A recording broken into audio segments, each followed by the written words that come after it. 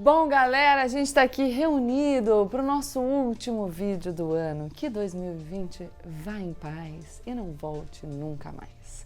E nada como uma retrospectiva para fazer a gente agradecer por tudo isso já ter acontecido no passado e não ter acontecido e não acontecer de novo no futuro.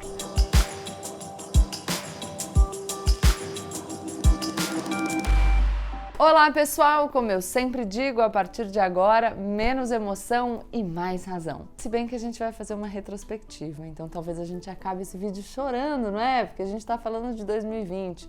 Mas aproveita para se inscrever no canal antes de acabar o ano, compartilhar o vídeo com os seus amigos e deixar o seu like.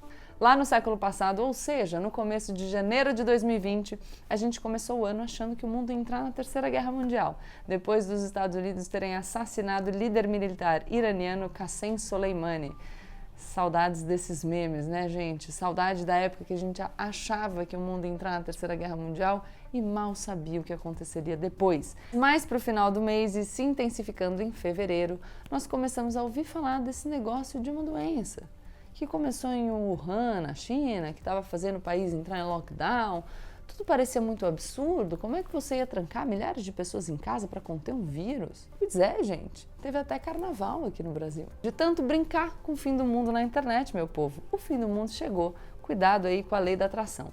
No dia 11 de março, a Organização Mundial da Saúde decretou o estado de pandemia. Isso queria dizer que a doença Covid-19 estava sendo transmitida de maneira sustentada em todos os continentes do mundo. Poucos dias depois, no Brasil e no mundo, estava todo mundo em casa, trancado. Aqueles que podiam, claro, porque muita gente teve que continuar trabalhando e colocando as suas vidas em risco e a vida das suas famílias para que muitos de nós pudessem sair das ruas. E claro, estava todo mundo em casa, fora as pessoas que precisavam trabalhar, colocando a vida em risco, e fora o presidente da República, o Jair Bolsonaro, que já no dia 15 de março estava ali na manifestação, e não ficou fechado em casa em nenhum momento durante a pandemia, pelo contrário. O Brasil entrou num compasso de estresse máximo. No final de abril já tínhamos perdido o nosso primeiro ministro da Saúde, Luiz Henrique Mandetta. O seu sucessor, o Nelson Teich, ficou menos de um mês no cargo e quase não entrou nessa nossa retrospectiva.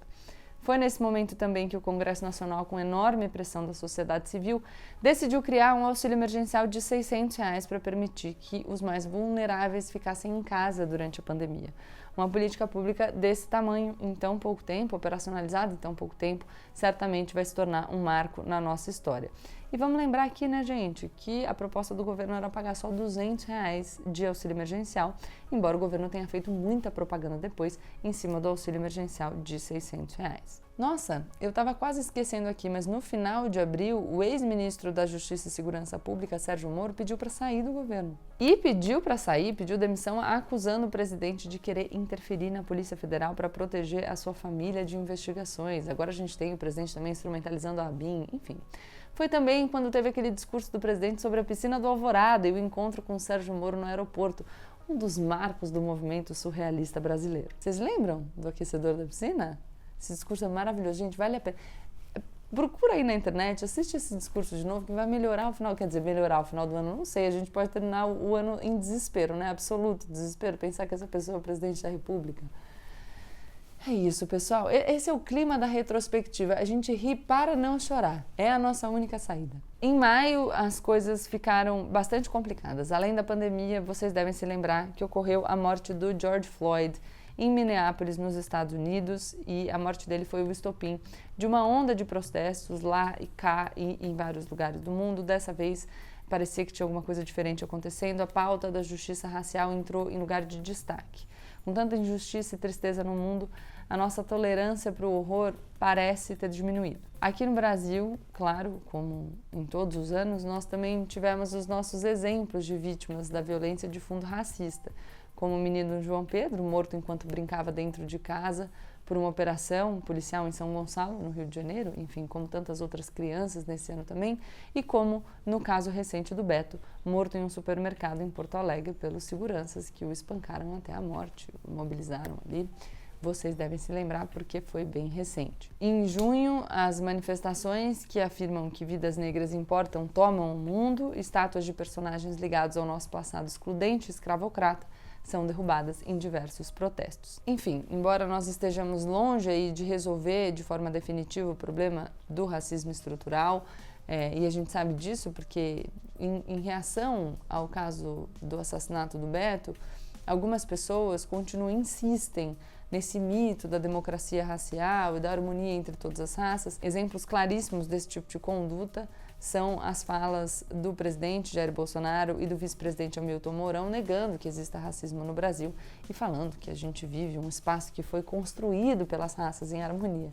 O estranho é que, enfim, os negros não participam dos espaços de poder, então nem os índios, né, se construíram alguma coisa de maneira conjunta, e não foi isso que aconteceu, porque afinal foram escravizados, mas se ainda que tivessem construído de maneira conjunta, teriam sido deixados pelo caminho. E pessoas dizendo, não são vidas negras que importam, são todas as vidas que importam, ignorando completamente que a gente fala que as vidas negras importam porque são as vidas que estão em risco, né, que correm mais risco aí de perecerem. E uma prova disso, a gente tem vários vídeos aqui no canal, são os vídeos que a gente fez trazendo dados do Anuário Brasileiro de Segurança Pública, mostrando que jovens negros têm muito mais chances de serem vítimas de uma morte violenta intencional do que jovens brancos.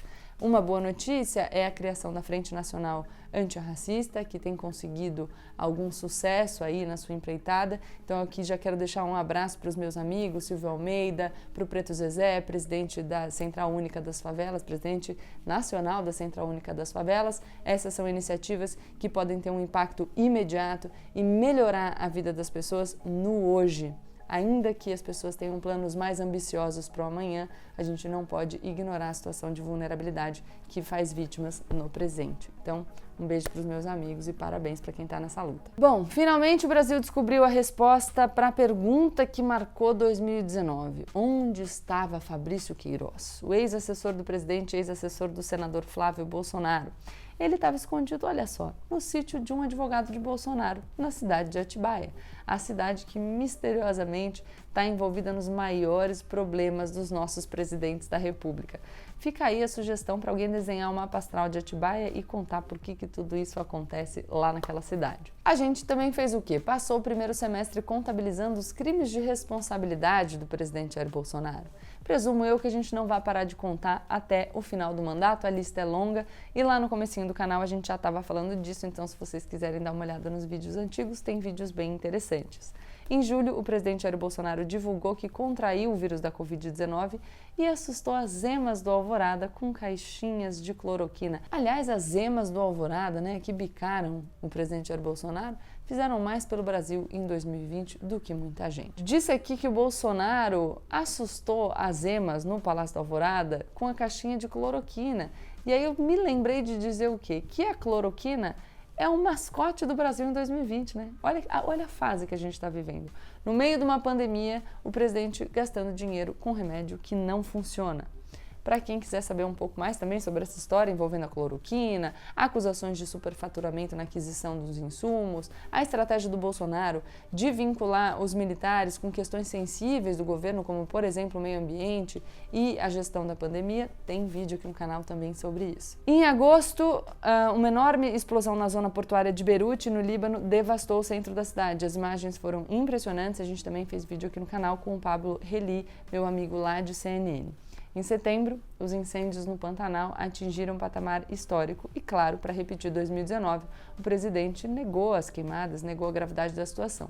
Não fossem as restrições de viagem em virtude da pandemia, a gente poderia suspeitar de novo do Leonardo DiCaprio, né, gente? Em outubro, o ministro do Supremo Tribunal Federal, Celso de Mello, se aposentou e o presidente da República indicou para o seu lugar o Cássio Nunes Marques. E, nesse momento, os bolsonaristas ficaram muito pistolas. Mas logo passou. Eu, particularmente, acho que o relacionamento entre Bolsonaro e alguns dos seus eleitores é abusivo. Então, eles brigam muito. Como é que era aquela música? E se de dia a gente briga, à noite a gente se ama? Esse é o tom. Em novembro, a gente começou a ter ali uma esperança de boas notícias. O presidente Donald Trump perdeu a reeleição nos Estados Unidos na esteira de um governo de conflitos, poucas entregas e de uma condução terrível da pandemia, que está levando atualmente o país para a marca dos 300 mil mortos. O Joe Biden vai ser o próximo presidente do país, junto com a Kamala Harris, a sua vice, a primeira mulher e a primeira negra a ser vice-presidente dos Estados Unidos. Não que o Donald Trump tenha aceitado o resultado das eleições, ele continua tentando fingir que não perdeu, abrindo processos judiciais e colocando em questão o sistema eleitoral estadunidense. Mas, de qualquer forma, dia 20 de janeiro ele sai da Casa Branca. Eu confesso para vocês que eu estou ansiosa, é a véspera do meu aniversário. O presidente Jair Bolsonaro, no entanto, ficou meio chateado com a derrota do grande amigo dele, né? Quem não se lembra do Trump, I love you. E aí, né, o presidente fica aí de birra com o Joe Biden e o Brasil que se lasque. Aliás, já que eu falei em Bolsonaro, eu lembrei aqui, né, que a gente falou do Trump colocar o sistema eleitoral dos Estados Unidos em jogo, em questão, e o Bolsonaro fez a mesma coisa. Lembra no começo de 2020 que ele disse que tinha provas de que a eleição de 2018 foi fraudada? Então, a gente vai acabar o ano e o Bolsonaro não entregou essas provas. Como eu digo para vocês, meus queridos, ele é mesmo minto. Em novembro, a gente teve também um problema muito sério aqui no Brasil. Macapá, capital do Amapá, e diversos outros municípios do estado ficaram sem eletricidade por dias após um incêndio em uma subestação de energia, o que impediu que eles participassem das eleições municipais no mesmo cronograma do resto do país. Aliás, eleições municipais que consolidaram uma vitória da centro-direita brasileira e uma derrota dos discursos inflamados. O brasileiro, pelo menos por enquanto, já não aguenta mais. Vamos ver como as coisas caminham para 2022. Finalmente, no dia 8 de dezembro, a britânica Margaret Keenan, de 90 anos, foi a primeira pessoa a receber uma dose de uma vacina amplamente testada e aprovada contra o coronavírus. Eu prometi para mim mesma que eu ia terminar essa retrospectiva com coisas boas, porque eu acho que é assim que a gente precisa caminhar para 2021. Eu não quero que vocês percam isso de vista. Todos os melhores cientistas do mundo colocaram as suas cabeças para pensar em um problema e conseguiram desenvolver e testar uma vacina eficaz contra uma doença que ninguém sabia que existia poucos meses atrás. É um feito na história da humanidade, é uma notícia verdadeiramente profundamente boa, que nos trará progressos científicos que a gente ainda nem consegue computar. Então, vamos ficar com essa boa notícia. E nesse final de 2020, um ano que, como bem diz o Emicida, foi um ano só de sexta-feira 13, eu sou muito grata por ter conhecido, mesmo que virtualmente, tanta gente legal como vocês que estão aqui. O que eu espero para a política brasileira é menos emoção e mais razão. Menos ódio, mais esperança, menos votar contra, mais votar a favor. Para vocês e para mim, o que eu espero é mais vacina e mais serenidade para 2021. Saúde, que o mundo trate vocês com a mesma gentileza e carinho que vocês dedicam a mim e dedicaram durante todo esse ano. Muito obrigada, a gente está junto em 2021. E eu vou terminar aqui com um trechinho de Fernando Pessoa que eu gosto muito e tenho achado interessante para esse momento. É uma poesia que começa dizendo que há em mim é sobretudo cansaço. E termina falando, há sem dúvida quem ama o infinito, há sem dúvida quem deseja o impossível, há sem dúvida quem não queira nada. 3 tipos de idealistas e eu, nenhum deles, porque eu amo infinitamente o finito, eu desejo impossivelmente o possível, eu quero tudo e um pouco mais, se puder ser, ou até se não puder ser. É isso, pessoal! Feliz Ano Novo para todos vocês, que o 2021 seja melhor para todos nós. A gente se vê no ano que vem. Tchau, tchau!